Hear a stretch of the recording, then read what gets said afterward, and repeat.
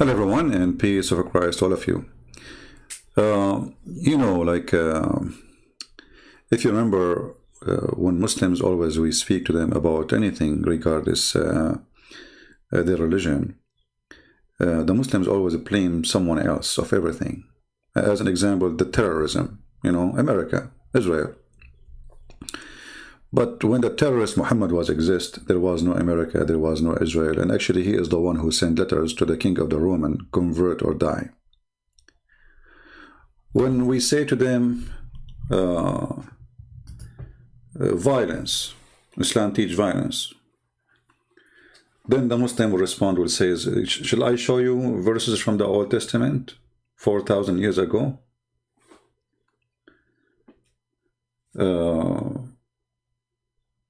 I mean, always they have to blame somebody for what they do.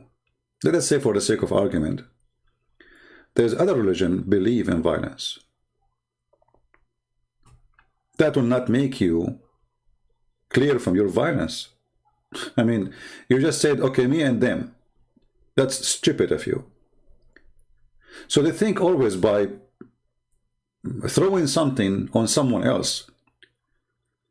When you show me a verse from the Old Testament 4,000 years ago or 3,000 years ago, and I show you today, we are talking about time where everybody lived by the sword, died by the sword. And in a time, supposedly, we became way more civil. Today, not 4,000 years ago. So look what Islam did. The Middle East was way better than before Islam. Before Islam, the Middle East was in different level. All Muslims agree that Muhammad himself used to work for his wife. And this is before she became his wife. What happened to women after Islam? You see, they say to you that Arab, they used to abuse women, which is a lie. Because women in the Middle East at that time, they were masters. And Muhammad was a servant himself for a woman. There was queens and leaders.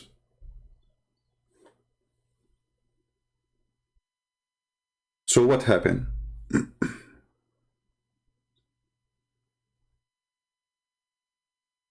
You know what I mean? What happened exactly?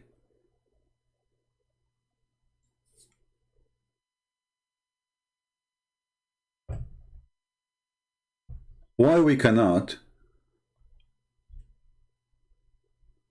see the same women exist again? Why after Islam women they are wearing burqa? Before Islam they were not. Was the Arab at that time different from the Arab today? Was the Arab jumping over each other, and like when they see a woman in the street they jump on her? You see, all the stories we hear from Muhammad and his companions about the Arab, we don't find that Arab were filthy, but Muhammad, he brought the filth to the Arab by making every human being think of the women in a very, very bad way. This is this filthy man, perverted man. He is the Prime Minister of Pakistan. Pakistan, not Pakistan, as in English. So Pakistan Prime Minister, he is as a Muslim, he is a genius. And he found out why there is a lot of rape in Pakistan. Okay, why? Explain to us. Pakistan Prime Minister. उसका direct impact पड़ा उनकी family system पे।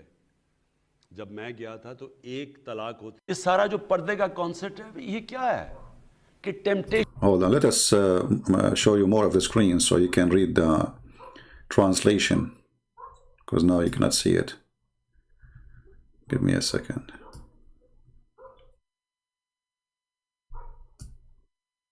Okay, now.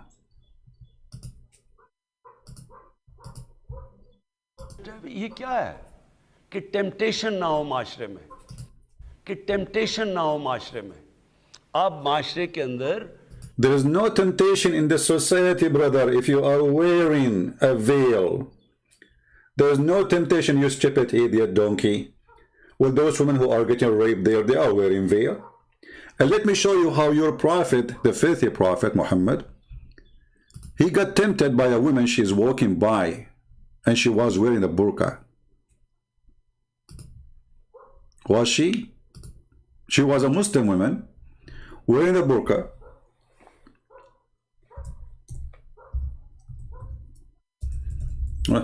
My keyboard is acting bad. Uh-oh. And my keyboard is typing the wrong letters. Hold on. We need to fix that.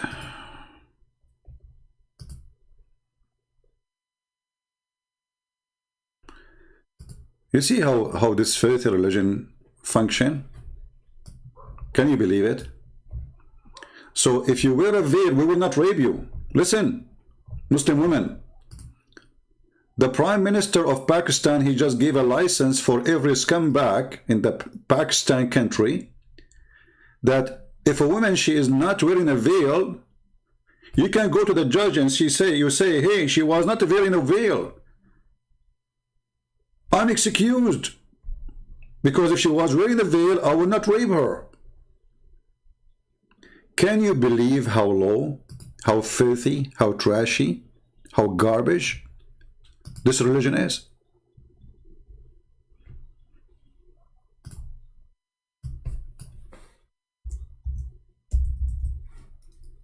Can you believe it? Okay, finally our keyboard working fine. That's good. This is the filthy Muhammad, peace be upon him.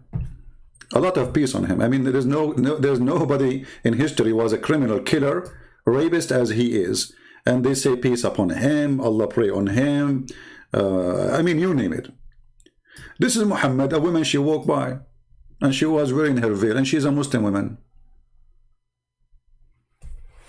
Jabir reported that Allah Messenger, may Allah be on him, saw a woman. So he came to his wife, Zainab. Okay, hold on. What do you mean he saw a woman? Hey, Muslims, what does that mean? He saw a woman. So he came to his wife, and she was tanning leather.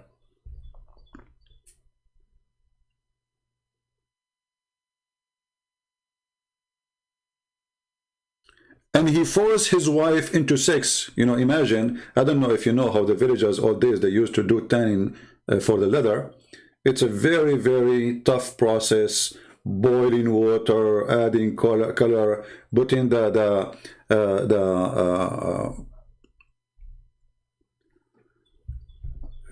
leather in, taking the leather out, etc.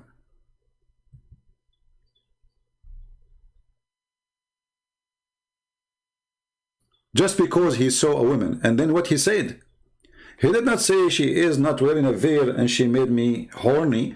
He said the woman, she advanced and retired in the shape of the devil. So the filthy Muhammad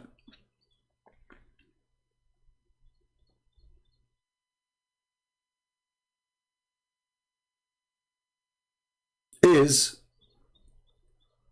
tempted just by a woman walking by. And she's a Muslim woman. And she is not wearing bikini, and there's no skirt at that time.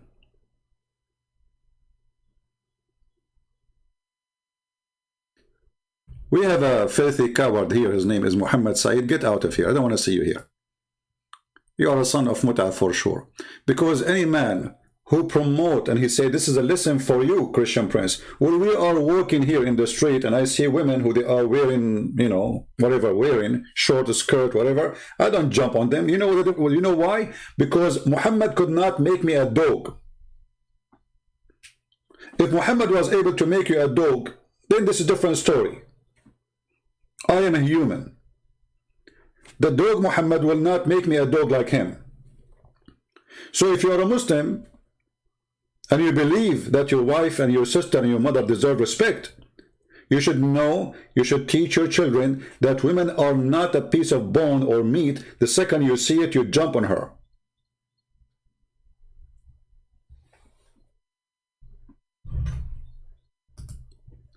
And just to show you the hypocrisy of this filthy man, this is his ex-wife, and this is when she was his wife. So based on this filthy man, his wife, she should be raped.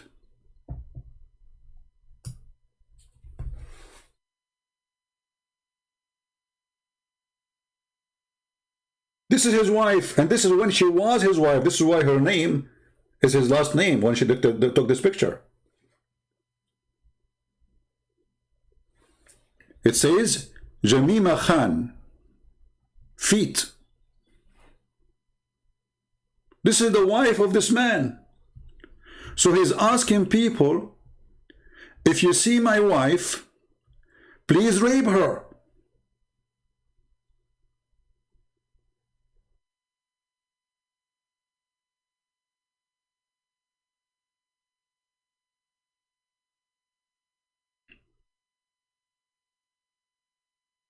But you need to understand that those coward leaders, if we can call them leaders, they do say things for the sake of election.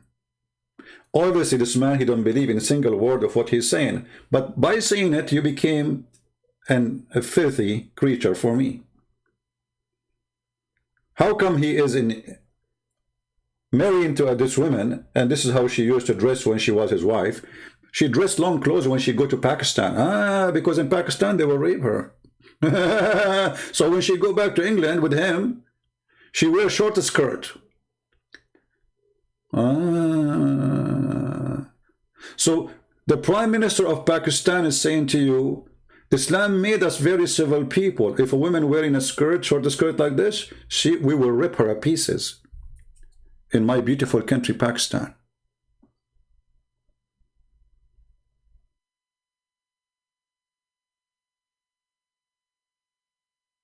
We know. That's why I'm saying when she was his wife. Somebody's saying to me she divorced him. Well, thank you very much. Do you want a picture with him? Actually, I put in the screen a picture of her with him.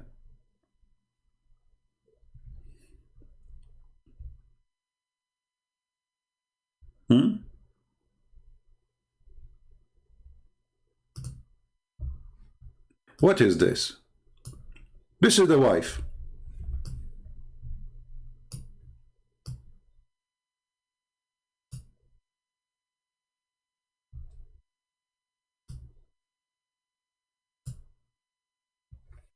This is the same wife.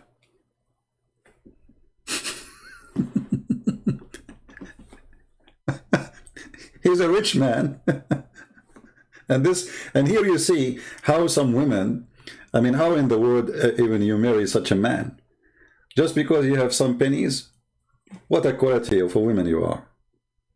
So she accept to put this in her head? What a transforming machine.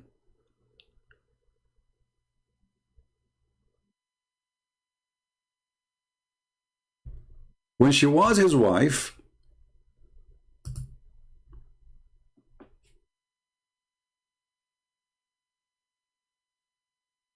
according to Nu'man Khan, his wife should be attacked. She's showing her hair. And she's showing her chest, and she is not wearing a veil, as you see. How you do that?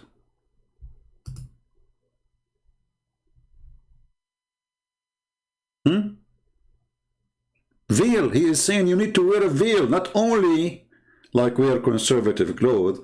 No. You need to wear a veil. How come when he was married, she did not wear a veil?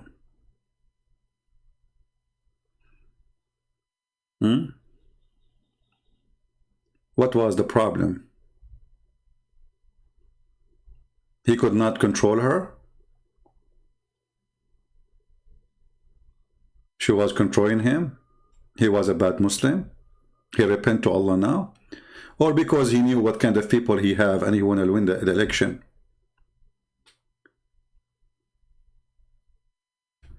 You know, Islam is the leader in Pakistan. It is a country of lead, brother.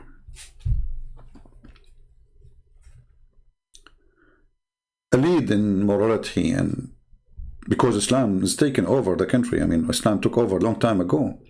And because Islam took over, my friend, this country became very moral. To the point, Pakistan became #1 country in the world searching for porn.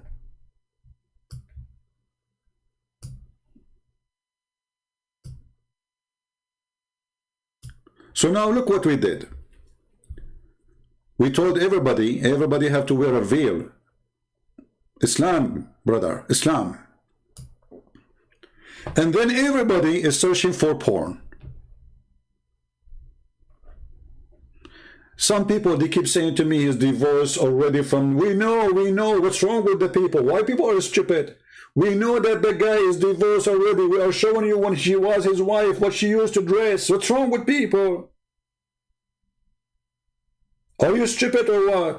Why do you keep repeating saying she is we know she is divorced. We show you that when she is with him as a wife, she was not wearing the veil. He is saying if you don't wear the veil, men, they will rape you. What's wrong with people? Nobody is listening. Too much hashish. Stop saying to me she is divorced. I mean, we knew that those Muslim men anyway, they will marry them just for fun. As you see, he don't respect her.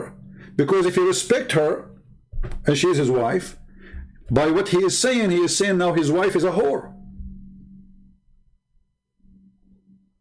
That's what he's saying. A woman, she is not wearing a veil, according to this filthy prime minister of Pakistan, the porn country. She is a whore. Again, somebody will come and say, oh, she divorced her. We know. I said from the beginning, his ex-wife. What's wrong with you?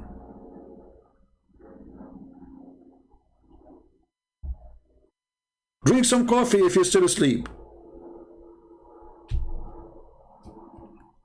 So, if Islam is a religion of conservative, and Islam is a religion of making you behave, and Islam is a religion of controlling you to be a good person, why Pakistan is #1 nation for sex search? And it's called, according to, this is Fox News, Pornistan. Do you see it? Pornistan.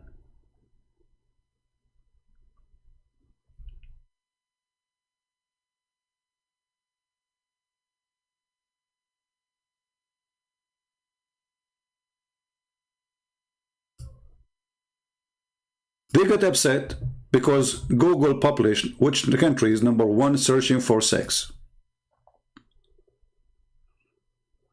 They get upset from the truth. It hurt. And what they search for? They search rape sex. Look, they are #1. Sex with donkey. Sex with horse. Do you see what they are looking for? Camel sex.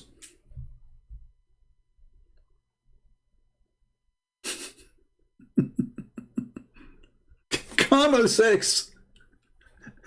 Sex with dog. Rape pictures. Rape sex. Child sex. So they are teaching the world about morality.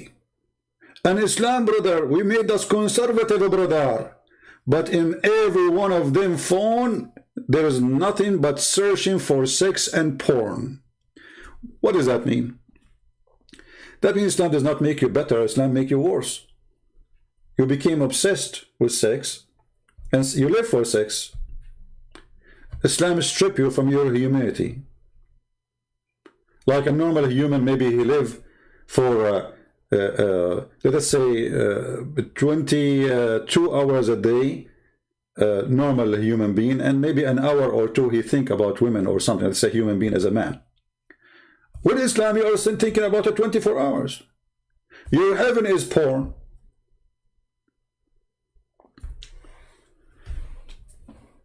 Even in the heaven of Islam, when Allah He promised Muslim men that they will have a lot of women for sex, look what He said to them. Because Islam make you believe that women are sexual property. Sexual property.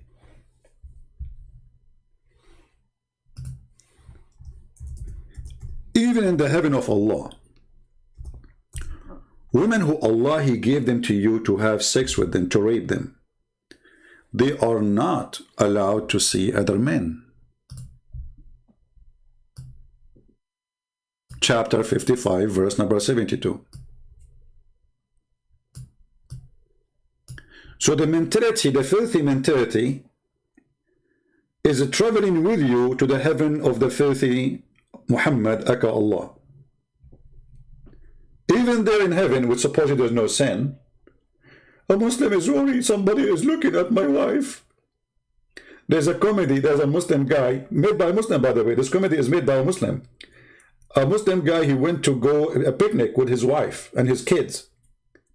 So he went there early, nobody was there. And then a group of people sit in the right. So he put a curtain in the right side. Then a group of people sit in the left. So he put a curtain in the other side. Another group in the other side, he put a curtain. So his wife, she said to him, so why we are here? Let us go home. We are sitting between 4 curtains.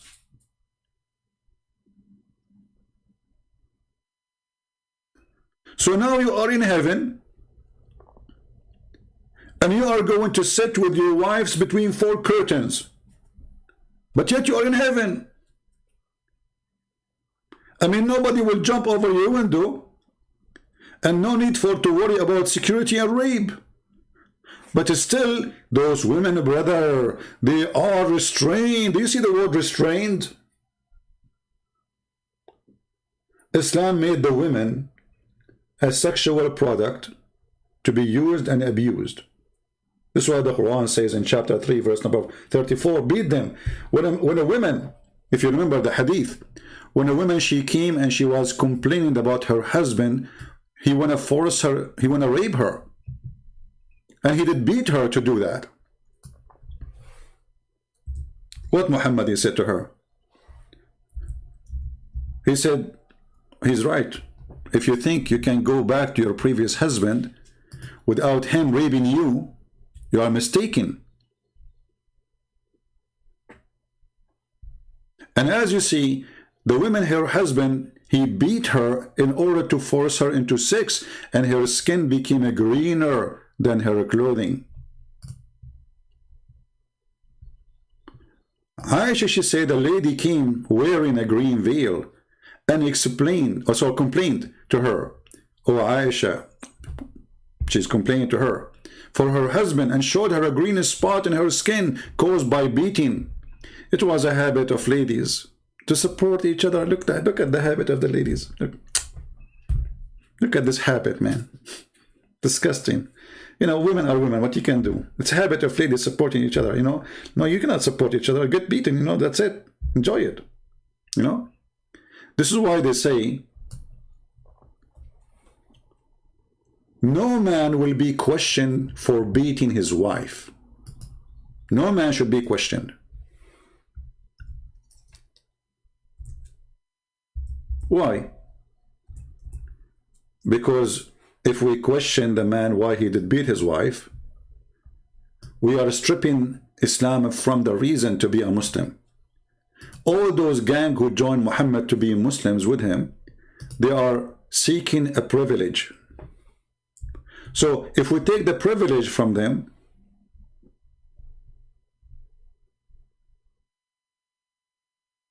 they will leave Islam.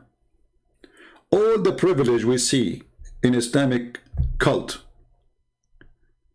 is made for the man and the man only, and the women are just accessories. And why? Because Muhammad, he need those men to fight for him. It's not the women who will go and do jihad and kidnap some women for him. Even when Muhammad, he asked them to go and fight the Roman, he says, attack the Roman and get the blonde girls.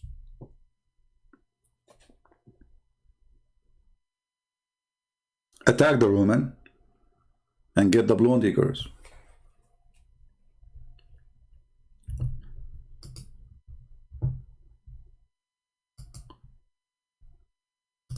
Is Muslim women now saved from rape?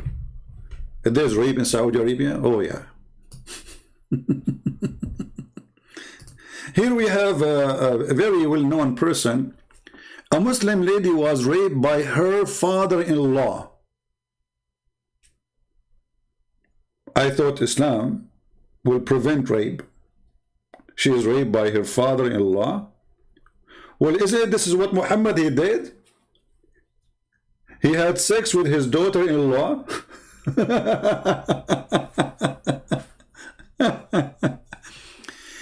And Islam, brother, create a solution, brother, for rape. Let us see the solution. I want to see the solution. I'm interested. Allah says in the Quran, in Surah Ahzab, chapter number 33, verse number 59, O Prophet, tell your wives and your daughters and the believing women that when they go abroad, they should put on the cloak, they should put on the jilbab, so that they shall be recognized and it will prevent them from being molested.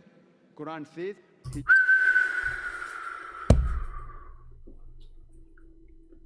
brothers and sisters,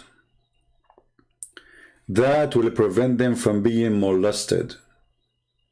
Did you hear it?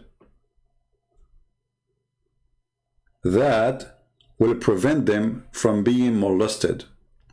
You know what? I'm totally convinced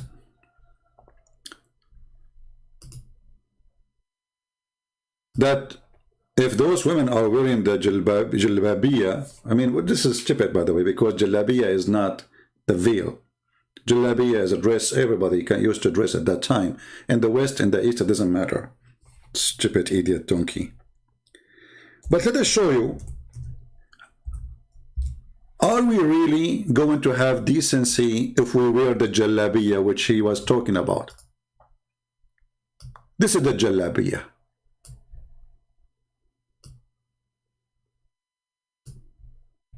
Do you see it? This is the jalabiya. Please don't forget to wear your jalabiya. What is that? Is that a circus or something?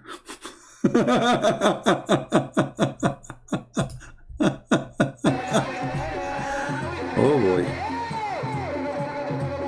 Okay. Brother, they are wearing jalabiya. And look, brother, all of them, they are wearing hijab. And if you listen more, you will see they are going to recite Allah, Allah, Allah, Allah. Jalabiya, brother. Jalabiya, brother, can solve all the problems.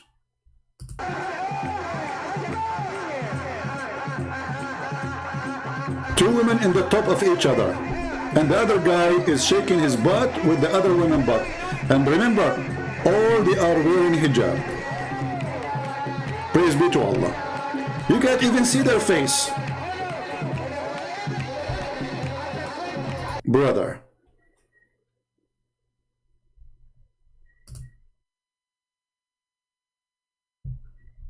we are Muslims.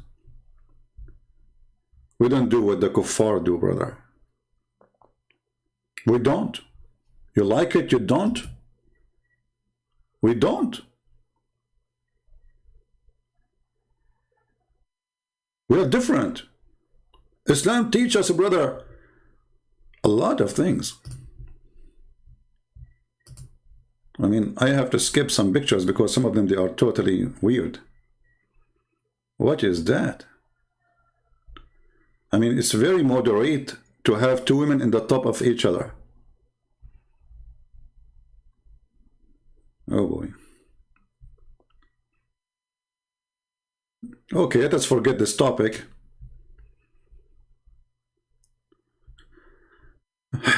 All right.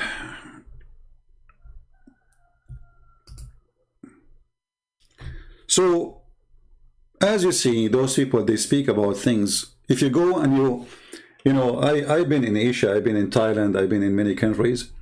And in the month of Ramadan, everybody from Saudi Arabia, you find them in Thailand. They go in the Philippines, they go, etc. Seeking what?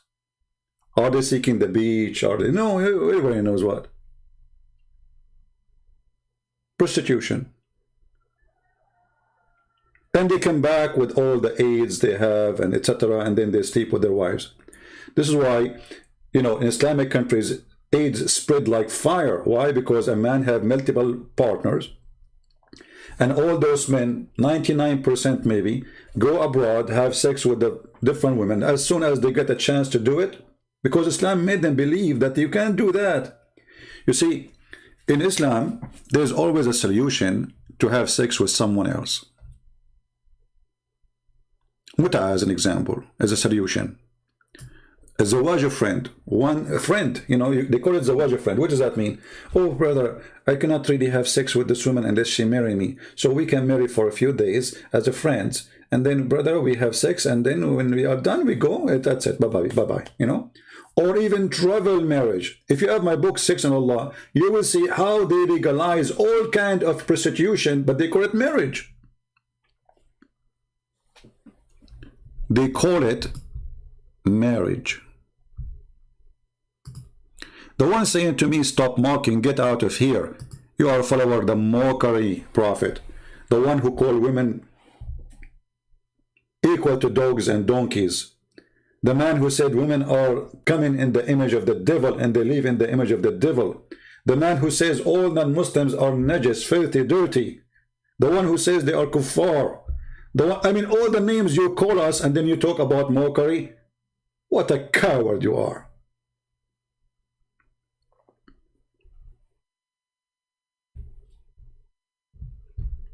As you see, it is #1 mockery countries, Islamic, you know, I mean Islamic religion, and yet they say to you, stop your mockery.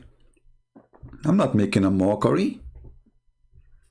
The one who make a mockery is your prophet. He's making mockery of you. He made you a sex maniac. He made you a sex toy.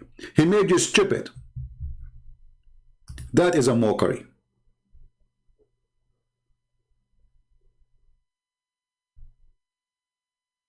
If your sister one day, she go and somebody see her hair, and then somebody rape her, well, don't blame the guy who raped her, because simply, you know, she is not wearing a veil.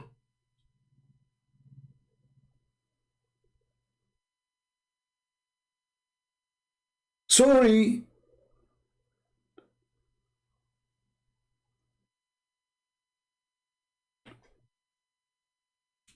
We just heard Zakir Naik telling you how to prevent rape.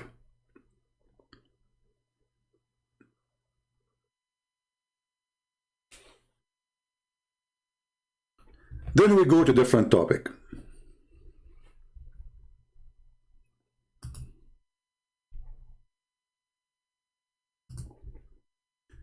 Pakistani Prime Minister says abusing Prophet Muhammad equivalent to the Holocaust cause denial. Look at this. Brother, what do you want to say to us? What do you mean, brother?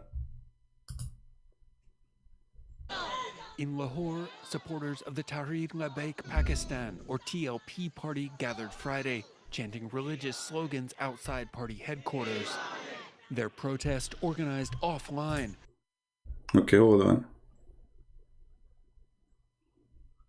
Anyway, so they are chatting, and the prophet, if you insult the prophet, you have to go to jail. You know what? I challenge the Muslim to accept this. Anyone who insults a prophet, he go to jail. Because the first one who goes to jail is you. You insult everybody. You know, when you as a Muslim, you say Jesus is just a man, he's just a prophet, not God, that is an insult to me. So all of you should go to jail then. When you say Buddha is not God, well, this is their God, that's an insult. You go to jail. When you say the gods of the Hindus are fake, you go to jail. Do you dare to do it? Look who's talking. Look who is talking about insulting other people belief. Are followers of the insulting machine Muhammad. وَإِنَّمَا الْمُشْرِكُونَ نَجِسٌ. Those who don't believe in Allah, they are najis, filthy, disgusting. Forbid them from entering our holy land.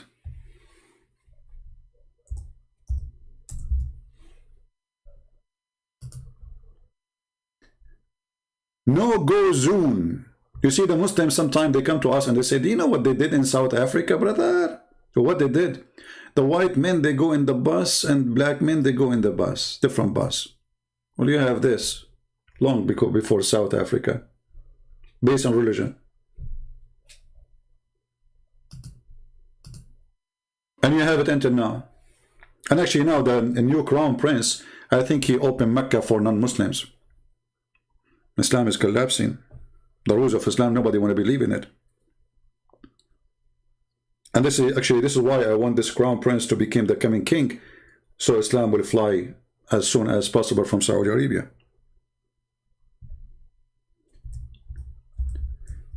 If you search in Google Muslims only Mecca and search for pictures,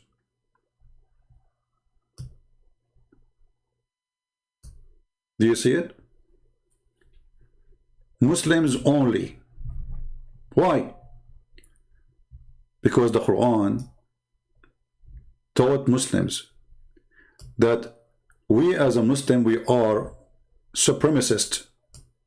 The rest are dogs and cats and animals for us. Actually, there's a guy, and we played this video before.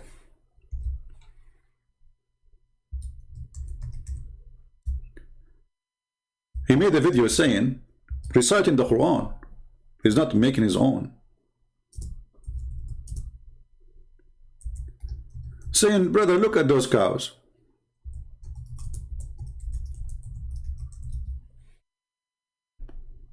Look at those cows. Which one is better? At least those cows are useful. At least those cows, we can get milk from them. Basically, I want to introduce you to the supremacist cult, racist cult, who believe that they are a race and it is higher than every other race. some friends that we have over here. We've got some cows, as you can see. They look a bit vexed. I'm not going to get too close because they look a bit aggy. It's the cow gang. They look like they're on this thing. Basically, brothers and sisters, just seeing the cows reminded me of an ayah in the Qur'an where Allah subhanahu wa ta'ala describes the people who are misguided. Allah subhanahu wa ta'ala says they're more misguided than the cattle. They are more astray than the cattle, right? Than these cows. And if you think about it, brothers and sisters, a human being, right, who doesn't believe in Allah subhanahu wa ta'ala, he has less value than these cattle right here. Because at least from this cattle and these cows, you can get milk. At least from these cows, you can get leather. You know, you can get something from them. There is some benefit that comes from these cows.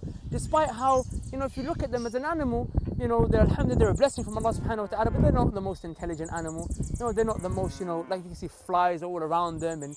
But a person who's misguided, a person who's astray, a person who doesn't worship Allah subhanahu wa ta'ala has less value on this earth than these cows. Because these cows, like I said, at least they produce some fruits, some meat can come from them, some milk can come, some leather can come. But what is going to come from a human being who is misguided? What is going to come from a human misguided? Look, he has a Mercedes-Benz behind him made by the human being who is misguided. This donkey, he has a Mercedes-Benz behind him made by the kuffar. The camera is using, made by the kuffar. The clothes he's wearing, all of it is made in China, made by the kuffar. The phone he's using is made by the kuffar. Even the cows there are owned by the kuffar. And he's asking you, what the kuffar provide, brother? At least the cows, they have milk. Well, this is a question I want to give it to you. What do you provide? Can we milk you? Like the Prophet Muhammad was squeezed by the angel 3 times and no mayonnaise came out? This is the supremacist cult. They believe that they are the highest, and don't blame them. This is coming all from the garbage of the filthy Muhammad. He is the biggest criminal. Muhammad, he told them that you are the best of mankind, Muslims. And because you are the best of mankind, I give you authority to go and bring everyone is not a Muslim and put a chain around his neck like a dog. The Quran chapter 3 verse 110, the supremacy verse. The supremacy verse of the Arab. You are the best of mankind. And when the Muslim, they say to you, this is for the benefit, brother, for the benefit. But they will not tell you what benefit we are talking about. Read carefully. You are the best people ever raised for, between two bracket, the benefit. You see the benefit? Oh, come on, do you see the word benefit? Benefit, brother, of mankind. And they will cut you there. They will not tell you what this is mean. They will say, see, the Muslims been ordered to be given benefit for mankind. And then says, the best for mankind are those who bring them with the chains round their necks till they embrace Islam. And by doing that, we force them to convert to Islam, brother, and they will not go to hellfire. Look how merciful this religion is.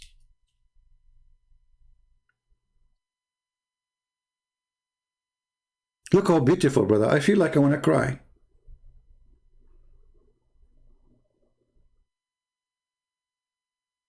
And then you will find a bunch of atheists and feminists and all this crazy stuff.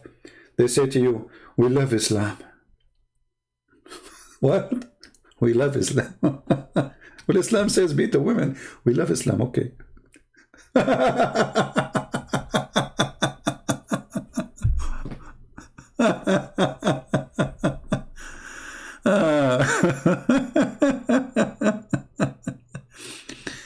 This is a supremacist cult. They've been taught and they've been trained to believe that they are the best of mankind and everyone else have to die or convert or become a slave.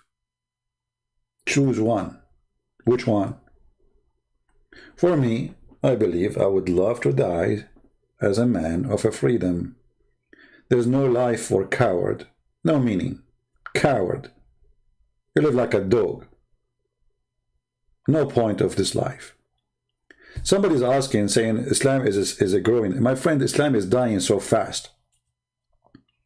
Islam is so dying so fast to the point they are trying to silence those who expose Islam. Do you see? All of this is a sign of a clear weakness. When they go crazy, stop insulting the Prophet because this was not used to happen before. Nobody dared to say anything. Things are changing. Islam is dying so fast. Muslims leaving Islam left and right. They don't, you know, Muslims, they make video. If somebody convert to Islam, they spread the video all over. But when somebody leave Islam, he will not make videos because this is a religion of terrorism. According to Al Jazeera TV, there's 6 million Muslims leaving Islam a year. Al Jazeera TV. And the sheikh was crying, saying, nobody have the right, have the right to make Muslim leave Islam. But they have the right to make you leave your religion and come to Islam, right? But we have no right to make you leave Islam, brother. 6 million a year, and this was many years ago. And now with the satellite, and now with the internet, and now the Muslims, they start seeing the stupidity and the garbage of Muhammad, and they are leaving left and right. And they think by doing more aggressive things, they can stop it. But as you see, anything now happening in this world is going to be in the social media in 2 seconds. ISIS was exist for the last 1400 years, but nobody saw a video of ISIS before.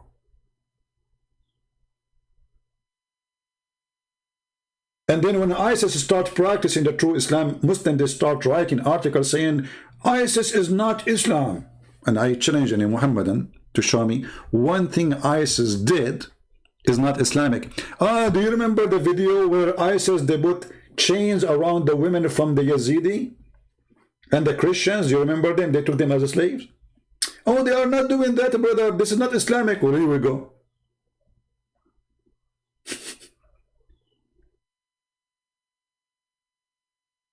Slaughtering, killing, raping.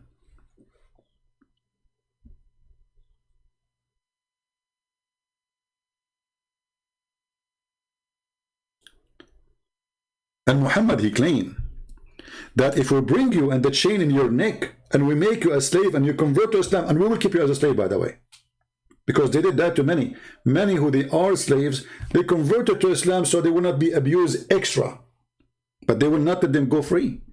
Actually, Muhammad himself, he did not let Bilal go free.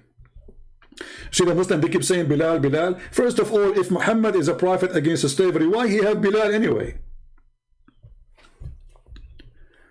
Muhammad himself, he have tons of women for sex purpose, not to wash dishes.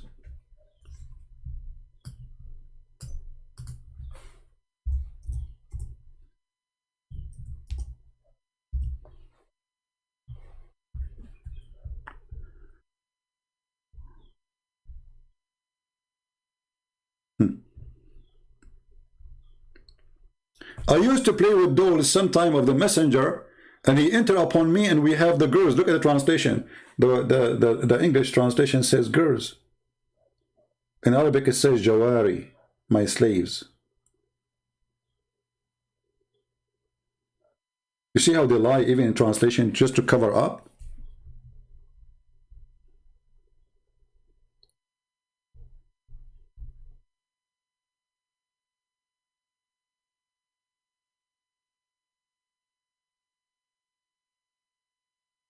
A man who had women and slave girls could have intercourse with all of them before he did ghusl. Do you see what we are talking about? A man who have wives and he have slave girls, he can have sex with all of them. I mean, what kind of a man he is going to have sex with all of them before he wash? How many? How many times you want to have sex? Perverted cult?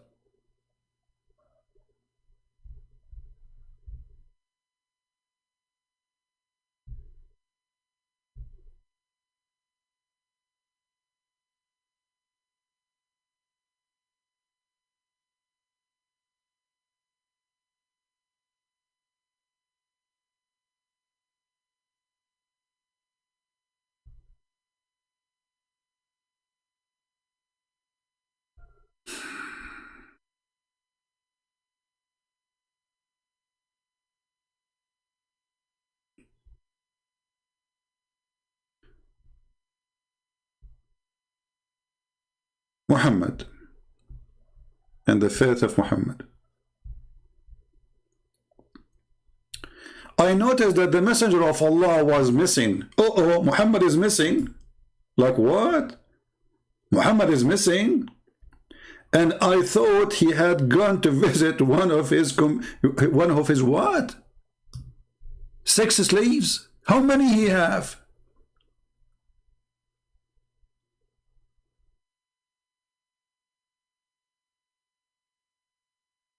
But Aisha said I was wrong. I thought he is doing that as usual. I thought he had gone to visit one of his sex slaves. How many he have?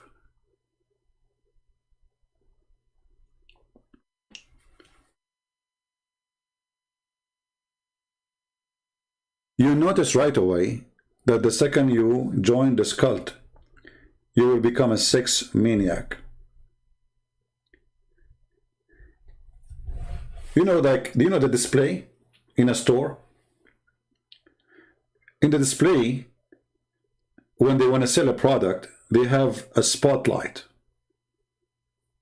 What is the purpose of the spotlight? Is to get your eyes' attention on where the light is, and then you will see the product. Islam make the woman a woman in display by putting her in the burqa, because now she is a sexual object wherever she go. And when the man he see anything of this woman, he will consider it as an invitation. Anything.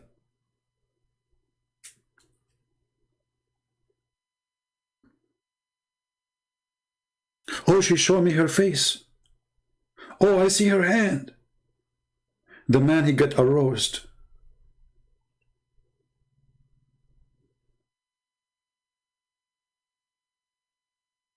And now Muslim men are not even getting married in Saudi Arabia.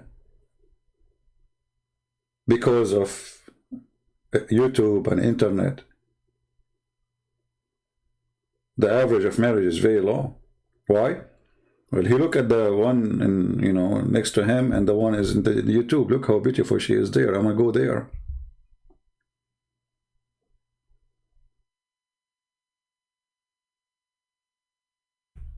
I remember when I was in the Middle East,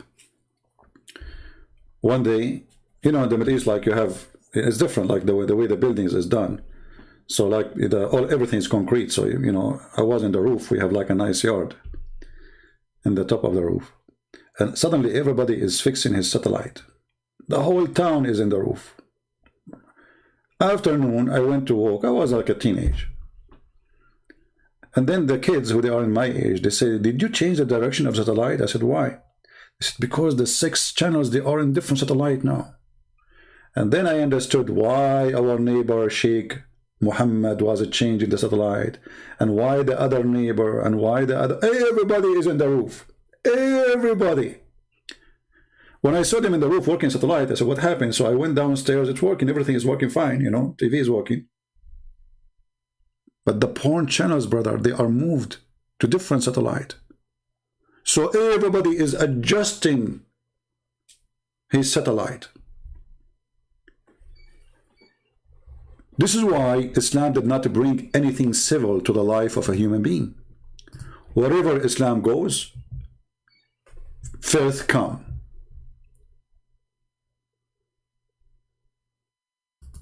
This is why Pakistan earning #1 word in search for pornographic terms.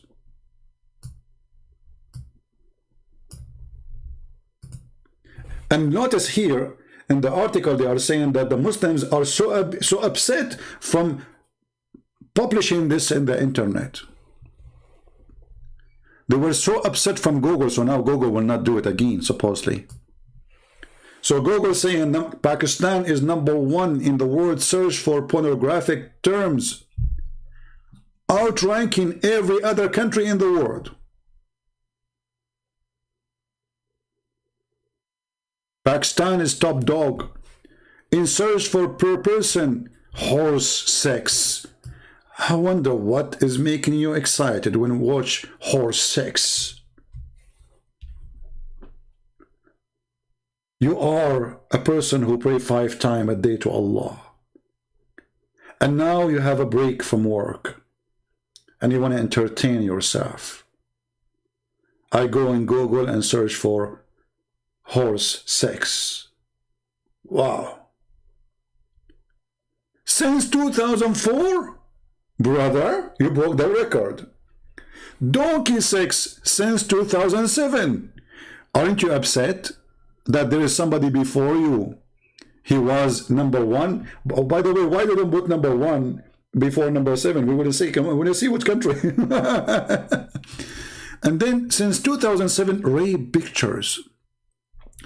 Between 24 and 29, rape 6. Since 24, 6 child sex. But this is a country where everybody wore burqa. So obviously, Islam and burqa is making you more obsessed and mad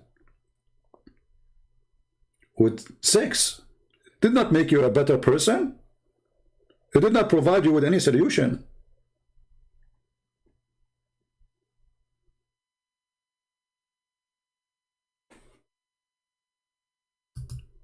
So my friends, Islam obviously is a very evil cult.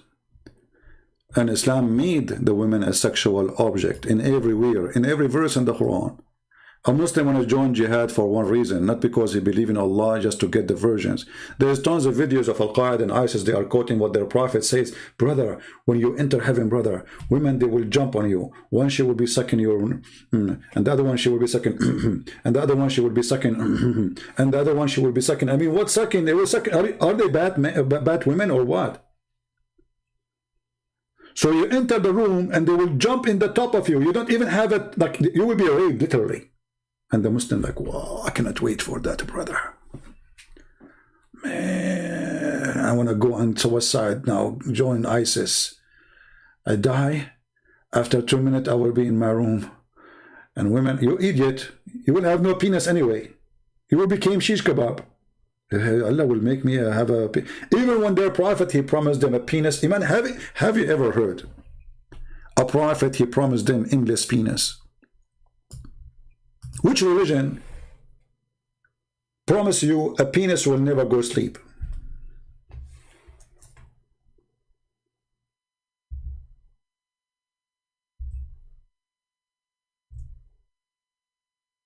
Huh?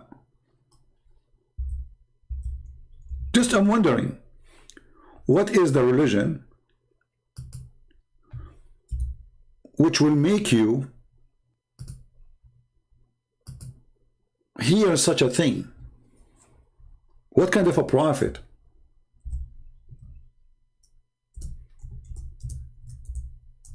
What kind of God? Why this God is so obsessed?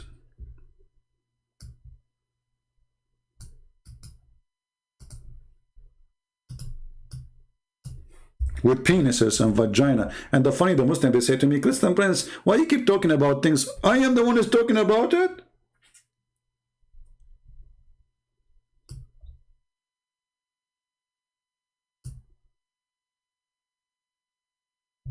I'm not talking about it. It's your prophet. I'm just reading what he said. They will come and say, why you keep talking about sex, sex, sex, sex? Are you obsessed with sex? Show me one thing in your religion except sex. What is in your sex? What is this? Okay, now I became a believer. I'm going to go to heaven. Have you ever heard Allah told Muhammad that your penis will never go sleep? He told him that. This is the holy message of Allah by the holy message of the Prophet to the holy believers. Brothers and sisters, you will have a penis will never go limp. Good news. We.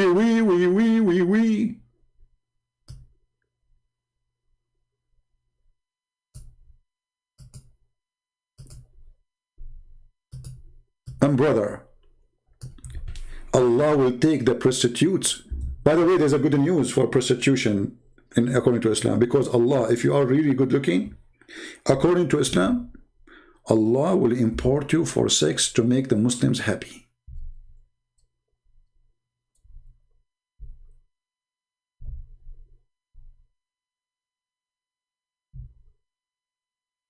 Allah will import you, literally.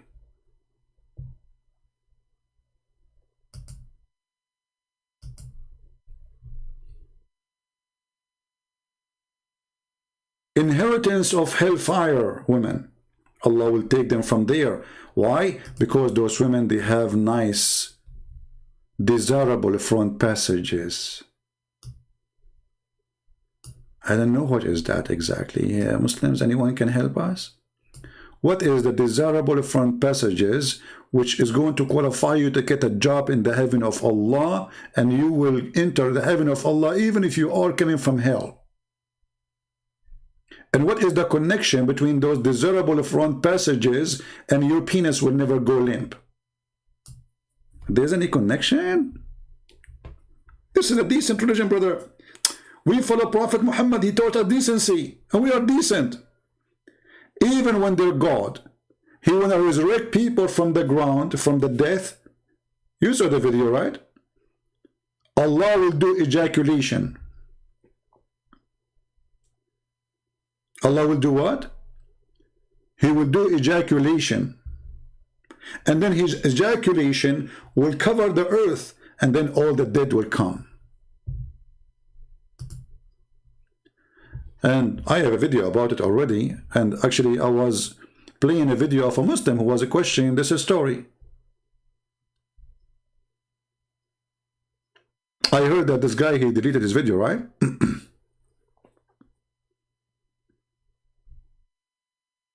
Abu Layth? Did he? Somebody told me that he deleted after I made a video about it. But I think it's too late already. People have, you know. So it was a Muslim who was asking himself,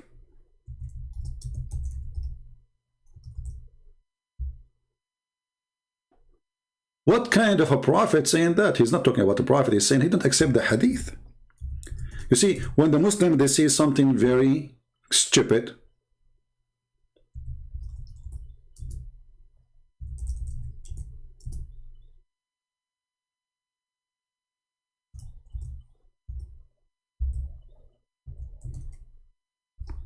I'm trying to find the video he played for us.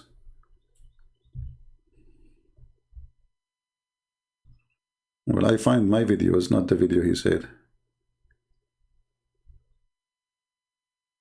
Oh boy.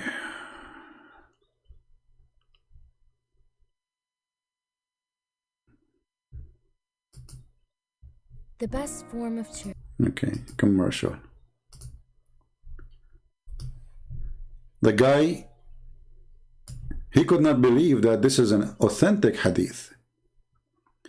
And he was trying to, like, come on, this is no way. Nonsense is that?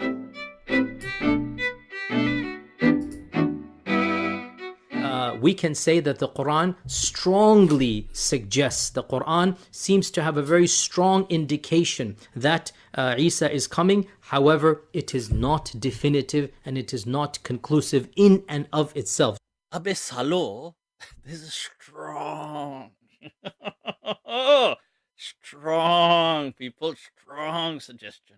Pay attention. Just from the language of the Quran and just from the context of the Quran, we give it the presumption, but not the certainty. So that's the strong suggestion Jesus is coming in the Quran. It's not actually anywhere in the Quran, but khair, strong. As for the hadith, this is where, of course, the issue becomes crystal clear. Then the hadith, there's no doubt now. Doubt has been killed. There is no doubt. The number of Sahaba from whom this hadith is narrated is around 10 or so. We have Abu Huraira, we have Jabir ibn Abdullah, Ibn Mas'ud, Ibn Umar, Aisha, Samura ibn Jundub, Imran ibn Hussein, Abdullah ibn Amr ibn al-As, Hudhayfa, Thawban, and in fact one or two more. There's a hadith of Ibn Mas'ud. He mentioned Ibn Mas'ud. Ibn Mas'ud. First of all, Ibn Mas'ud begins by saying that the Christians claim Jesus will come back. You see this belief creeping in. But brothers, sisters, the Christian claim. I mean, when I say those people, they are ignorant in their religion. Stupid and do not know what they are talking about. The Christian claim, brother. The Christian claim. It's not the prophetic claim. Brother, this is the Christian claim. Brother, the prophet said, I swear by Allah, the one who have my soul, that the son of Mary, Jesus, will shortly descend on you. And this, by the way, this is a false prophecy, because he said, Liyushikna, which means he's almost there. Not only is going, it's not a prophecy about the future, he's almost down. Do you see it? The Christians say, I mean, this would happen when you get a kid trying to refute somebody he have knowledge. Anyway, check this out. Check this out. More interesting, people. I want to bring your attention. Elaborate detail on the end of time. What's going to then happen is, look at all of this. What will, he goes through in, details. This is going to happen. That's going to happen. A wind is going to come. Ya'juj, Ma'juj are going to come. People are going to die. All this stuff. But then what's going to happen after this utter destruction? Now, this is the hadith. He was saying, Yahya Yasir Qadi, that we can't question with reason. Put together, too many of the Sahaba have narrated it, and therefore predominant, Sunni methodology basically is that mutawatir ahadith are certain. Yufidul qata'. It's not dhanni. It's not something that is subjective. It is something that is certain. The notion of rejecting mutawatir ahadith simply because it is not rational, right? That's to me the fundamental difference between this strand of Islam versus the bulk of Ahl Sunnah or the bulk of Sunni Islam. So, now check this out. What does the hadith say at the end? When there's utter destruction, how will this be brought back? Then Allah will now I have to translate this, so brace yourselves, people. Allah will send, there's a fluid from beneath the arsh which will ejaculate like the sperm of men.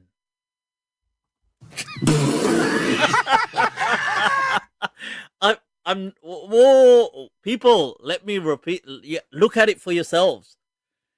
ثُمَّ يُرْسِلُ اللَّهُ مَاءً. Allah will send down on earth, shower down on earth, fluid from beneath his arsh. So beneath his throne, there's a collection of fluid, which is كَمَنِيِّ الرِّجَالِ, which is like the sperm of men.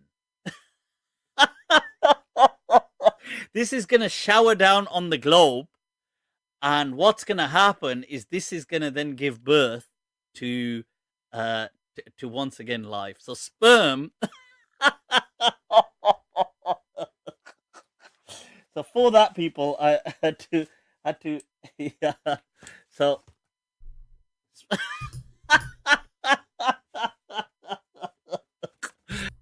stop. This is what happened to a Muslim when he read his books. He opened an umbrella to cover his head from the ejaculation of Allah. And this is what they do when they listen to me. In order to protect themselves from the ejaculation of the books of Islam, because it is disgusting, it is stupid, it is crazy. So what they try to do, they open an umbrella and say, I don't see you, I don't hear you.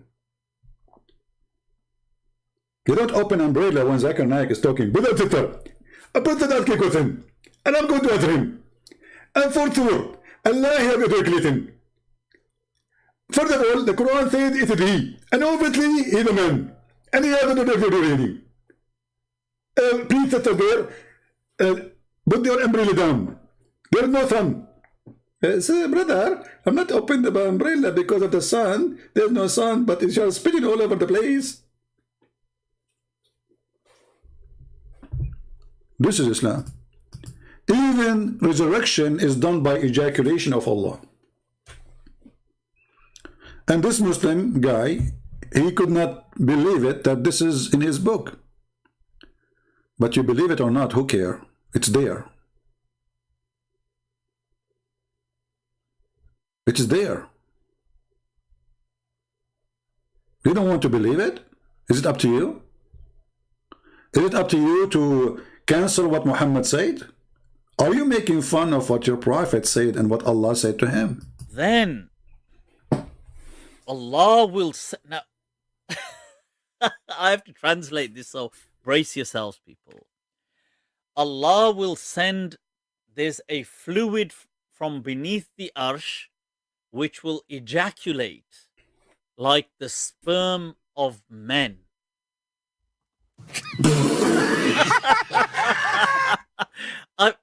Whoa, people, let me repeat. Look at it for yourselves.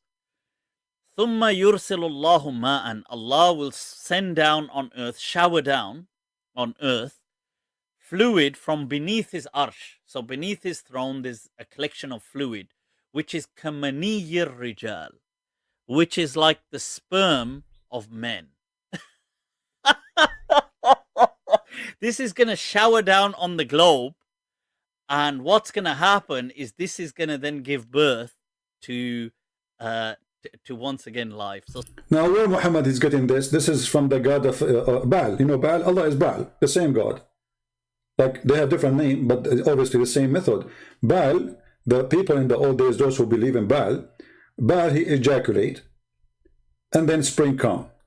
And women get fertility, and even animals, they have babies. That is Baal who fertilizes everything. Allah is the same as Baal. It's different God, different name, different territory. The God of fertility.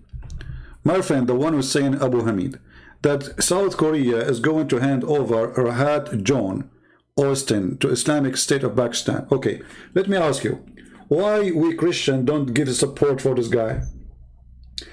If you are Pakistani people who support freedom for your country, why you don't organize yourself and ask some Christians to join you? And I'm sure many they will join you. Those who live where the embassy, there's many embassy for South Korea. There's one in California, there's one, etc. Go, do something. Make a big sign. Don't do that. You know, let people talk about it. If you want to help this guy, do something. Posting in a chat only is useless. If you want to help this guy really, if we really care for this man to be saved from deported to Pakistan, and we know what will happen, and I wonder why even South Korea would do such a crime when this country majority is a Christians. So stop complaining, do something. Those who care, they do. Not only they talk about it. And please next time don't say the word X-Gen. Don't shorten the name of Christ. Christians, not X-Gen. We are not X and Christ is not X.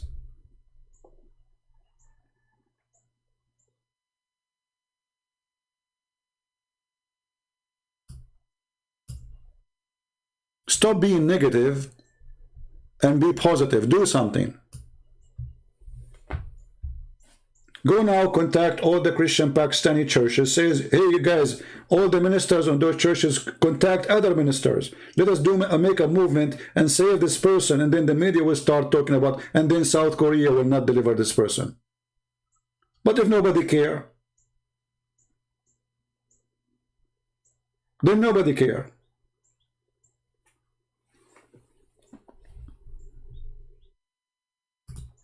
And remember one thing. If you think that you can do nothing, you are mistaken.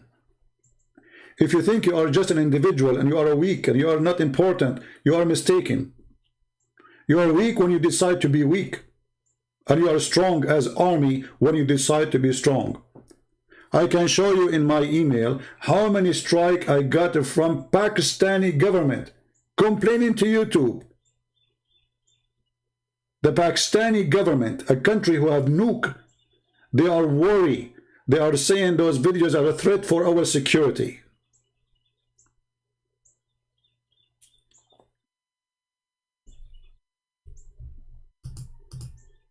You Christians are weak when you decide to be weak. When you decide just to watch. You are strong when you do something about it.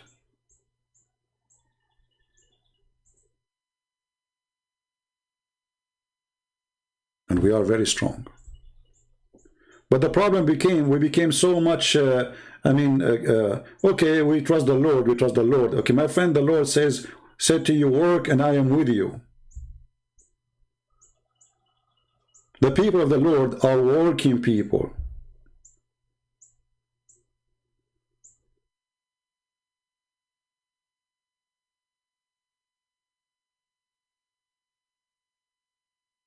Pakistan is not worried about that the country became #1 porn star country in the world.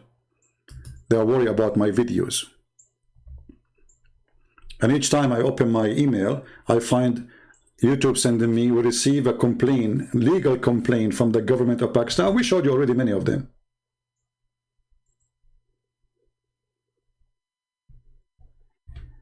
No, I don't want to unblock Saeed. Let him go. We are done with this kid.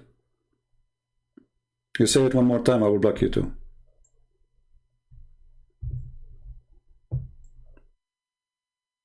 We have no time for kids. So, when this religion speak of dignity, you should know better that this religion have no dignity.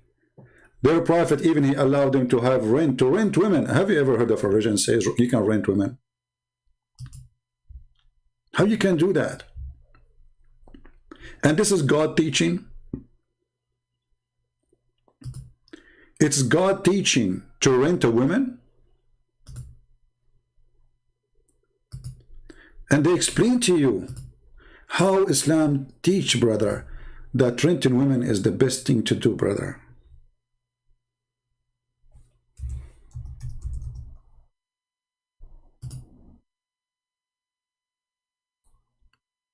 renting women.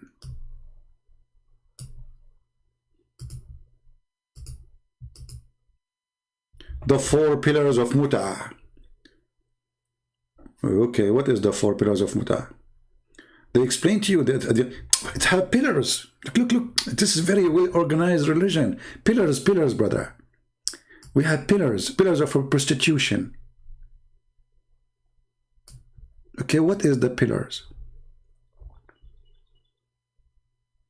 Can you tell us about the pillars, brother? In some work, a special term is applied to women who participate in muta, mustajara.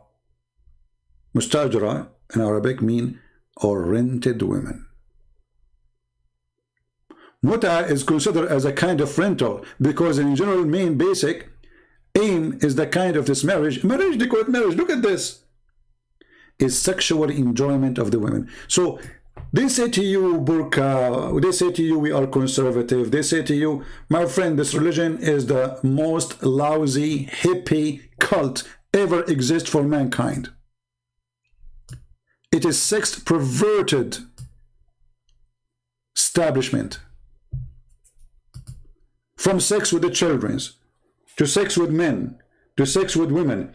And by the way, there's a guy, he posted like in Ezekiel, it says that the lost and have sex with etc. and the my friend, you stupid idiot, this is about a city. This is about a city, this is not about a woman. You are stupid and don't like your prophet. The whole city. There's 2 cities. This is not about one woman having sex with a camel, you idiot, with horses. But for someone like you, watching Zakir Naik, obviously you are super intelligent.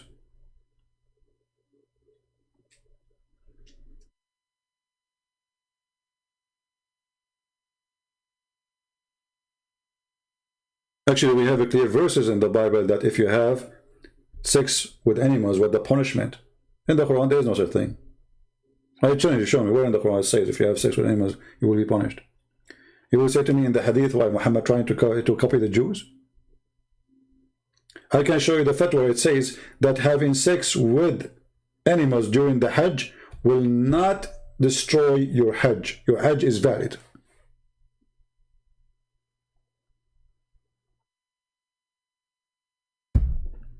So if you are interested in renting women, Islam is what you deserve, you should have. So when those people, they say to us, like this is the Prime Minister of Pakistan, I understand very well the game. This guy, he knew what kind of people he is going to vote for him. In order to win the election, always before the election, they do something. They prepare themselves for the election. If you remember, when a Christian, he became the mayor of Jakarta in Indonesia. To get rid of him, the guy, he just said, those people, they are using Islam for the sake of election. They put him 40 years in jail, and they strip him from his job as a mayor when he's saying the truth. Why they are against him? Because he's a Christian. He cannot put the mayor, he's a Christian. So what if he's a good man? So what if people love him? So what if he's perfect for the job? Still he's a Christian. So the guy, he said, those people, they are using religion for the election. Just for saying that, he did not make insult of Muhammad. He did not say anything. That's not like me talking now. Nothing. Because of what he said, they are using Islam for election, for politics. They strip him from his job. They send him to jail.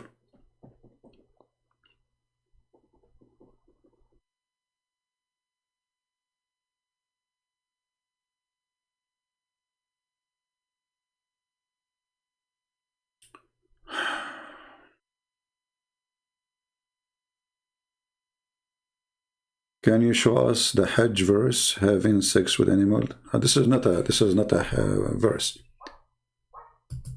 This is not a verse. Actually, the Quran does not have verses anyway.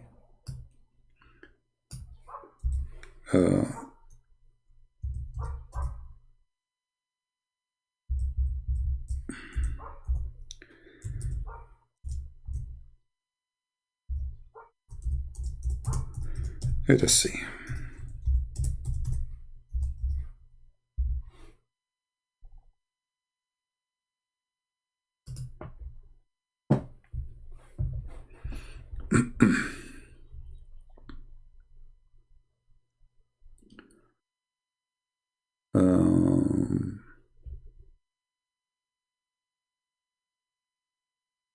Here we go. And I will give you a link, for those. But this is not a verse in the Quran. Quran does not speak about this.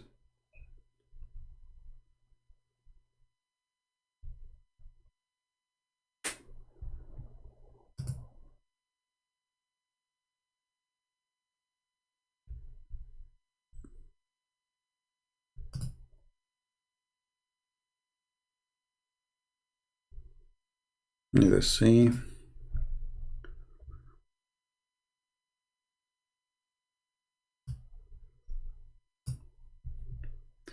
I will give you the official website. This is official, actually. This is islamweb.com. This is the fatwa number 214033. And this is the date of it. ولا فرق بين الوطء في القبل أو الدبر بين آدمي من آدمين أو بهيمة وبه قال الشافعي وأبو ثور ويتخرج في وطء البهيمة أن الحج لا يفسد به وهو قول مالك وأبي حنيفة. So two Islamic Sunni sect, the biggest, and I think this guy, the Prime Minister of Pakistan, he's a Hanifa, saying that if you have sex with an animal, that will not make your Hajj invalid. Also, there is no difference between sexual intercourse in the vagina or in the back passages. Wherefore, from a human or a beast. Accordingly, Ash-Shafi'i and Abu Hanifa said, and Abu Thawr, he said, this is the biggest names, the Hajj is not spoiled by it if you have intercourse with animals. Do you see it? Even if you have sex with a human, man with a man, homosexuality, in the anal. This is the translation. Let me check the original. Let us go to the original. This is the book of Kitab al-Mughni, page number, let's see which page this one, doesn't say which page we will find it, because it shows many pages in the same link.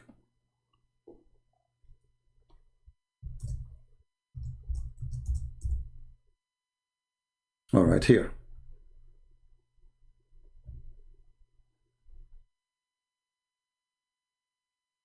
So what they are talking about, if you have sex with the animal, it's okay. There's no problem. No problem. And this is 2 or 3 of the biggest sect of the Muslim Sunni. The Muslim Sunni, there are 4.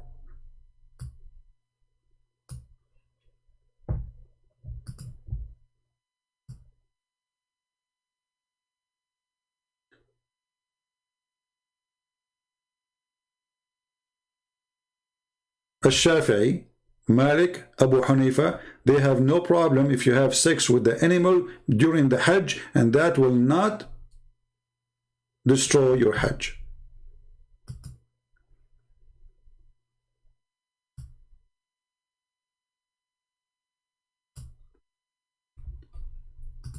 What do you want more?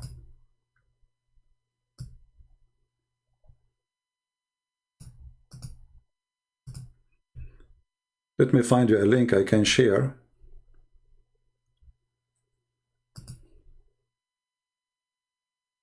Here we go. This is a link we can share. This is better because it shows you the hadith directly. But it's in Arabic. You have to use Google Translation. You can save it in your reference. All right. And this is a very official Islamic website. This is islamweb.net. And this is the page number, the book of Al-Mughni, volume number 3, page number 160, hadith number 2387.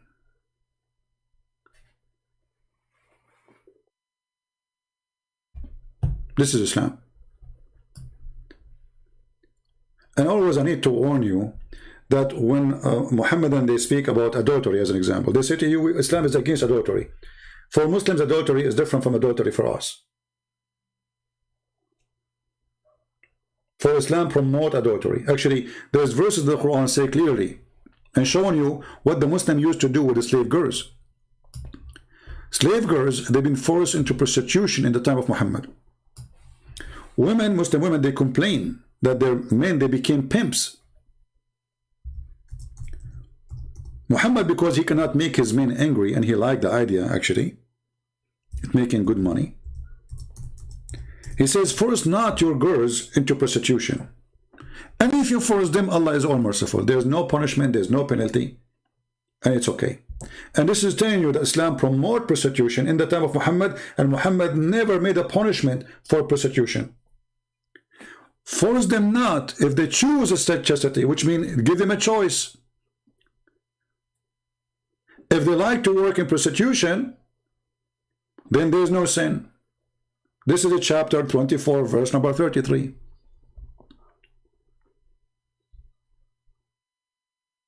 And if you force them, Allah is all merciful. That's it. Don't worry about it. Do you see it? So don't be fooled when they say to you, Islam is against prostitution, Islam is conservative, Islam is the most lousy. Have you ever heard of a prophet, he ordered women to give their boobs to an adult man to suck it? I mean, what kind of conservative religion this really is?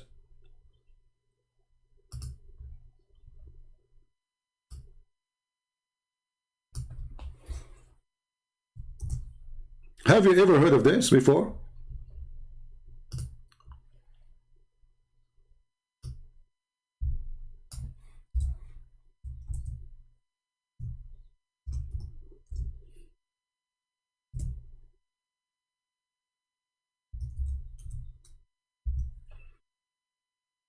Let us see. Each time Aisha, she want to have somebody to enter her house to meet with her, you have to go and suckle the nipples of her sisters or her nieces.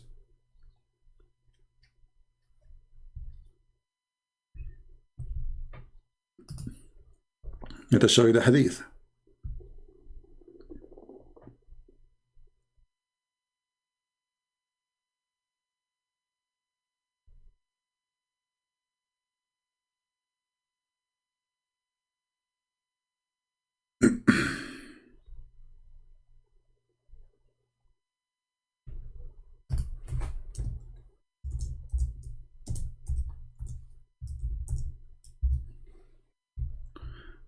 Let me find it.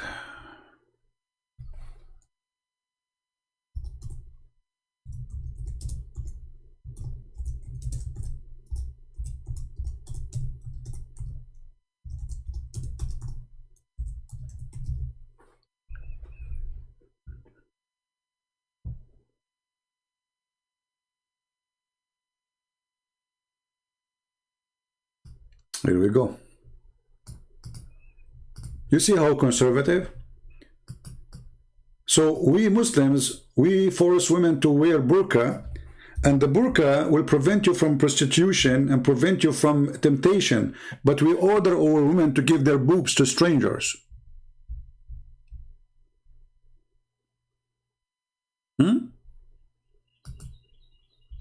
Anyone want to enter upon Aisha, he have to go and suckle her sisters.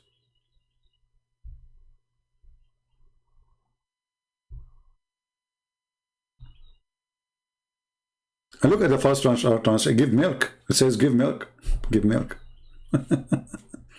Give milk. So whenever a man, she wanted to be able to come and see her, she ordered her sister Kalthum bint Abu Bakr and the daughters of her brother to suckle, not to give milk. Look at the funny translation, give milk. Why, she's a cow? Hey, brother, drink my milk, and that will make you able to see the wife of the Prophet alone in the bedroom. The word suckling became give milk. Perverted cult. That is Islam, my friend. Give milk, huh?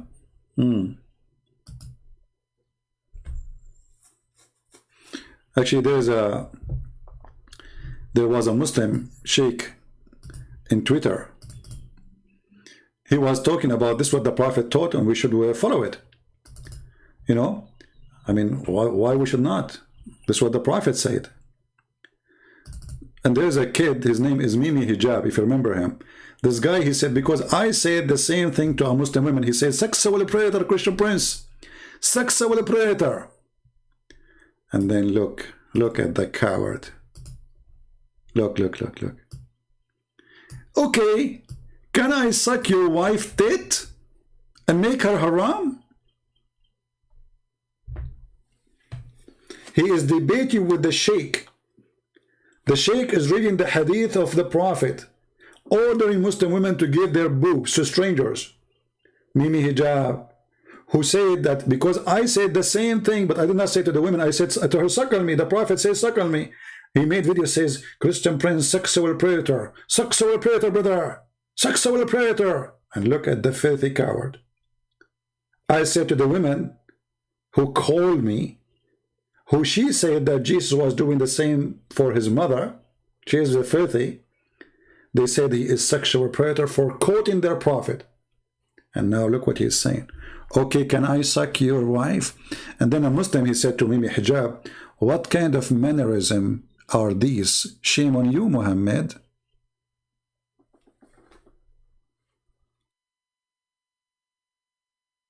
This is Islam. This is what happened when a Muslim, he tried to reject what his Prophet saying. I mean, the Sheikh is saying to you what the Prophet said. What's the problem? Are you making fun of the Prophet? Yes, we make fun of the Prophet. Why not? And he make it like he is making fun of the guy, not the Prophet, but the fact he's making fun of his religion.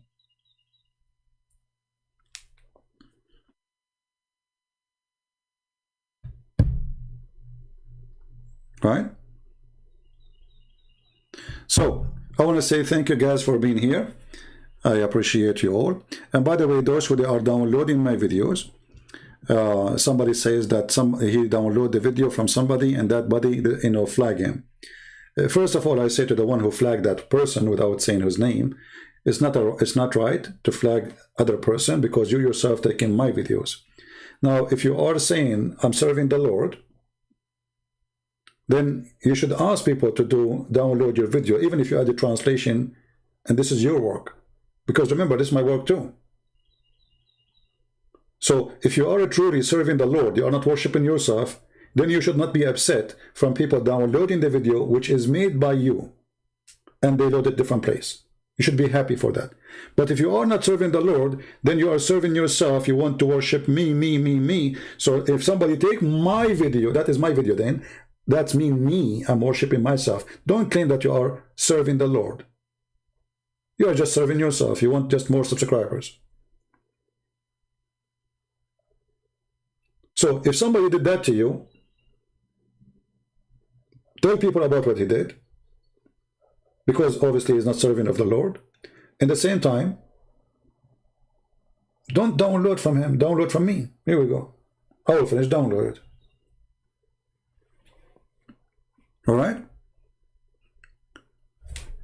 Always you need to remember to stop, if you are really a person who believes in Christ, not to think about yourself. I don't care if I have 1 subscriber or 10,000 or 1,000,000. For sure I like more, so more people will come, right? But at the end of the day, all your subscribers are mine because they are listening to me anyway. Is it about numbers on my page or numbers everywhere to people they can see the truth? Are we trying to serve the truth, serving the Lord, or we are serving a person who have his own ego, who want people to worship him? If you are a servant of the Lord, you wash the feet of the people. And this is how we wash your feet, with knowledge. We cleanse your feet from the dirt of this earth. So my friend, be a servant for the Lord, don't be a servant of your own. Because if you do so, you and your ego will go with you, or your ego. You will die soon, nobody will remember you. And the Lord even will not remember your work, Because he will say to you, many they will say to me, Lord, Lord, God, God. I say, depart away from me, I do not know you. They said, we did all the work for you, we did even miracles in your name. He said, you did not do it for my glory, your glory. So don't be one of those. Serve the Lord from your heart. Love the Muslims. We don't hate them. We are speaking against Islam, and we are trying to save them from this garbage. It's called Muhammad Islamic supremacist cult. Don't hate. Don't teach violence.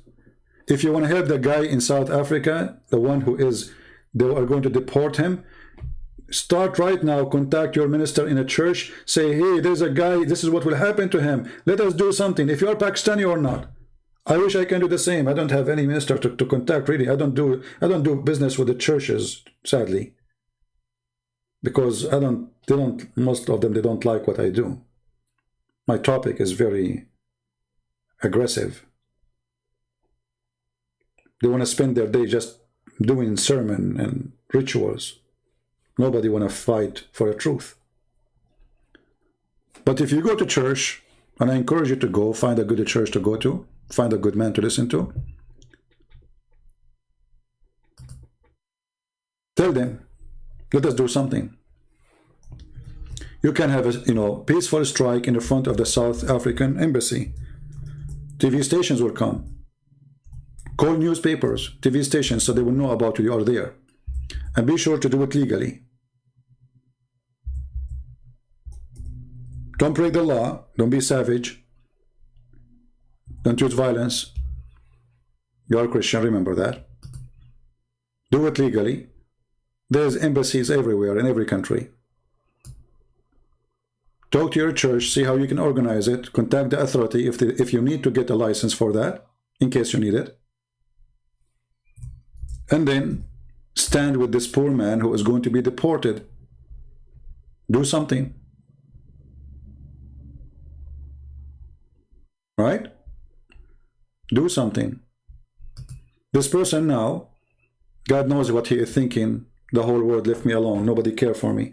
If I am a famous man, if I am important man, the whole world will talk. If I'm a Muslim, the whole world will talk about him. But he's a Pakistani Christian. And we knew how they are treated. So what we do, we just watch what's happening. Why not all the Pakistani, they organized, all the Pakistani in USA, in Europe, etc., go and make a strike in the front of the South African embassy. Don't give this man, you have no right. Because we know what will happen to him. Or what is a crime, what he did. Like if he's a criminal, if he's a rapist, send him back. If he killed somebody, send him back.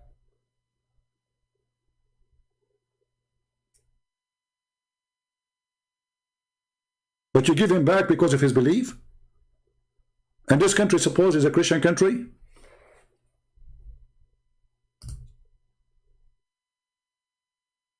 So do something.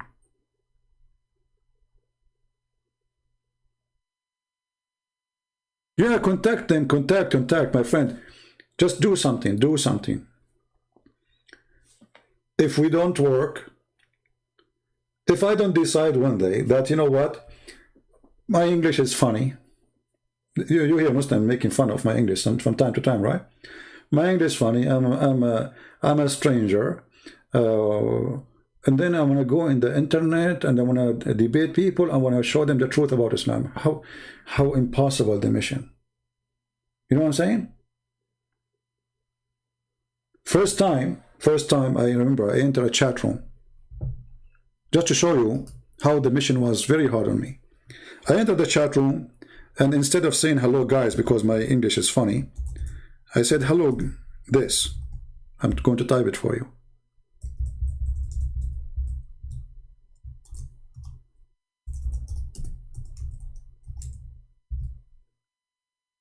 And then right away they start cursing me. And I said, what's wrong with those Americans? I just said hello to them. I said, hello guys.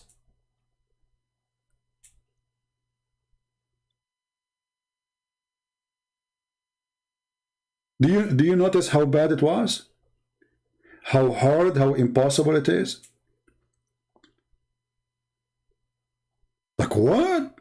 Why they are cursing me what I did? I felt really bad. I felt like, what happened to them? It's like I put gas on them. Like, what happened? What's wrong with those people? So I went to the second chat room. I said the same. They did the same. Like, what the heck? What's wrong with those people? They are crazy American people, you know? Like, it's not me who was driving in the opposite highway direction. So my friend, sometimes the mission, it sounds like it's impossible. But if you are a person who believes that you can make a difference, you can. Go and see in Indonesia if we say now how many people in Indonesia they knew about me, you will not believe it. I'm nobody. I mean, who am I? I'm no one. I'm not a bishop. I'm not a priest. I don't have a church to teach in. You know, I'm just a person who have, let's say, I have extreme knowledge of the garbage of Muhammad. That's it.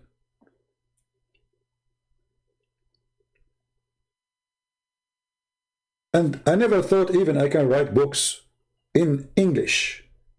That would be crazy. But the Lord always provides people who help you to fix your grammar, to fix your English, to make it better, etc. So I write what I can write, and then people they volunteer to help my grammar to fix it.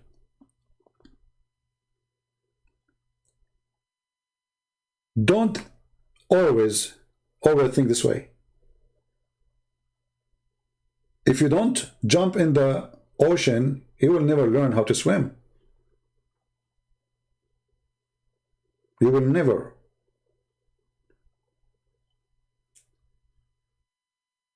Be strong and be a believer. When you are a believer, there is nothing is called mission is impossible.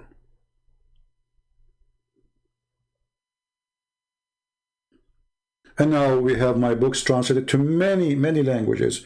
Russian, Polish, somebody now working in the Romanian, we have Indonesians, we have Albanian, Bosnian, Croatian, we have German, we have Dutch, we have a French. I mean, imagine my books are translated to all languages in the world, and most of them is given for free. Isn't it amazing what one person can do? So imagine if every one of you he says, I can do the same and even better.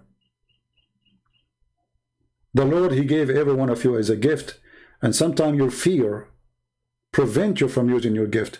You're afraid to be laughed at. You're afraid that people will make fun of you or whatever. Don't worry about the people. There's always people who will appreciate you. People do not know you until they see your quality. And this is the question, do you have a good quality or not? So my friends, work, serve the Lord, pray for the Muslims, we love them, we don't hate them, but for sure Islam is nothing but evil. Islam is nothing but of the devil.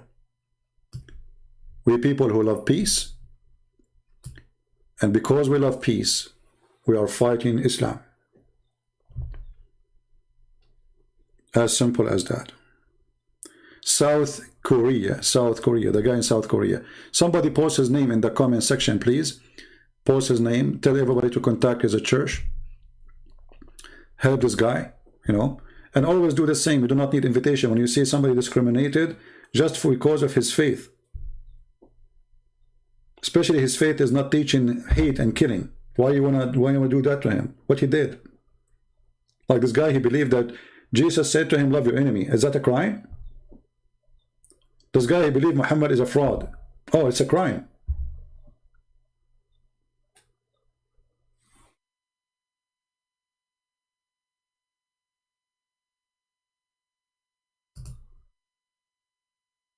I want to always, by the way, I know that people don't need my thanks for those who support us, because I don't talk about it. Like I go live on air, I should, you know, I go. I never said anything about donation, but I'm very thankful for those people who support us, because if they are not doing that, I will not be able to give my books for free.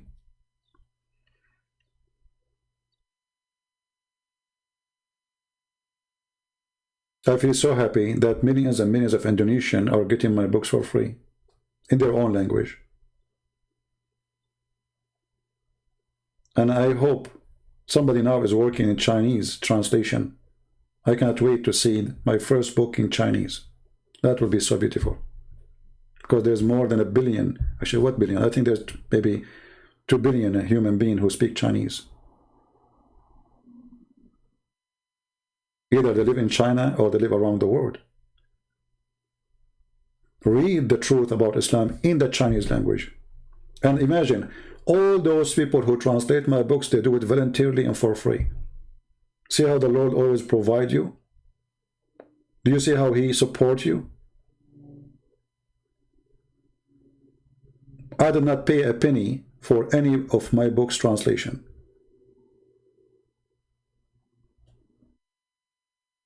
So sometimes I get upset from the Christians because not too many, they are, you know, interested in fighting for the truth.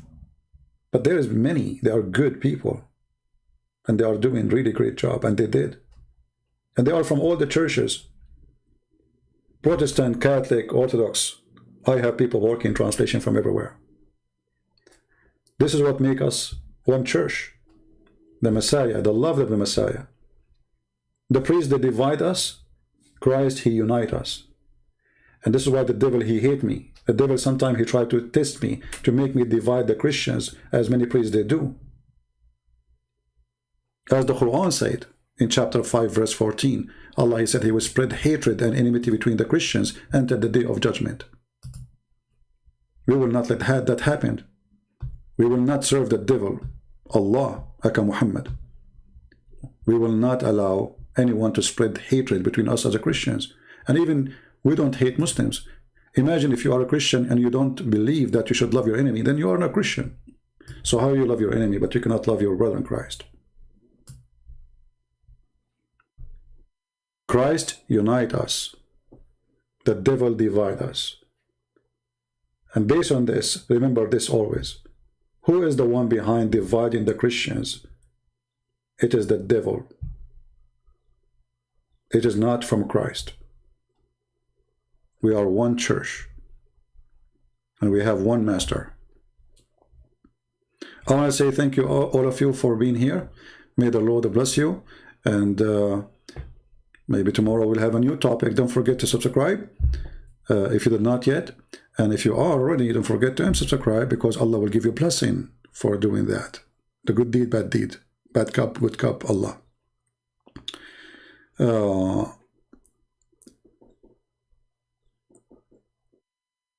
So Core CP, is his book is so bad? For sure my book is so bad. I mean, I'm talking about Allah, what do you expect? Like, hello? A Muslim saying my book is bad. My friend, this is an honor degree for me to say my book is bad, because if my book is good to you, that means I said nothing there. Do you understand, people? If a Muslim, he says the books of a Christian prince is good, that means you should not read it. Period. That means those books are bad for you. They are fraud then. When a Muslim, he says the book of a Christian prince, the books of a Christian prince, they are bad, that means that's a good, wonderful book. If Muslims, they come here and say, Christian prince, may Allah bless you, that means I'm just being a fraud. If they don't oppose what I do, that's a clear sign that this is a person you should not listen to. This is why you see Muslims, they favor some people who claim to be Christian, like James White as an example. Because he defends Islam. Anyone from any church, Catholic, Protestant, whatever, he defends Islam, Muslim, they say, bless you. There's a rabbi. All his audience are Muslims. He claimed to be a rabbi, he lives in Indonesia.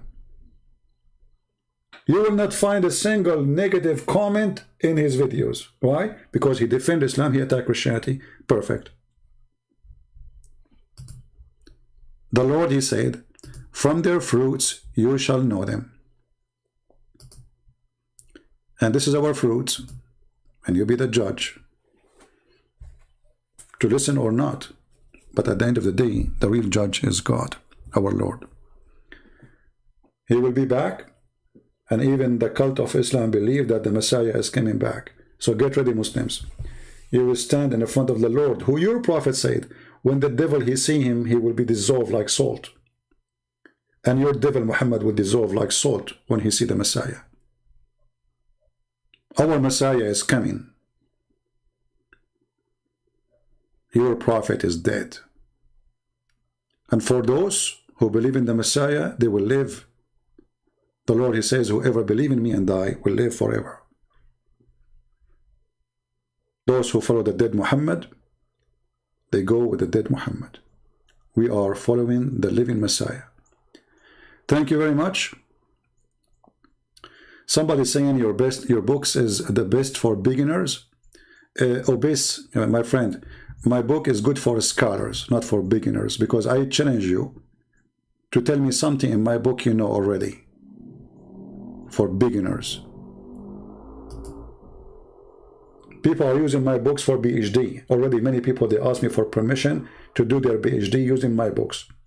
Because everything you saw there, actually all of you are here for what? Because you are beginners, or because you are hearing things you never heard before? How many times you hear Muslims saying, I never heard this before? So what for beginners? Sheikhs, they don't know. So you made me laugh, my friend, when you say for beginners. What beginners? Every page in my books is a shocking information for Muslims, not for you. You know nothing. For those who they are sheikhs for all their life. So thank you guys for being here. May the Lord bless you. Until we see you soon again. Christ is Lord. Islam is false. And don't forget to download the video as soon as it is ready, because we don't get, keep my videos in my page for long. Thank you and God bless. Take care.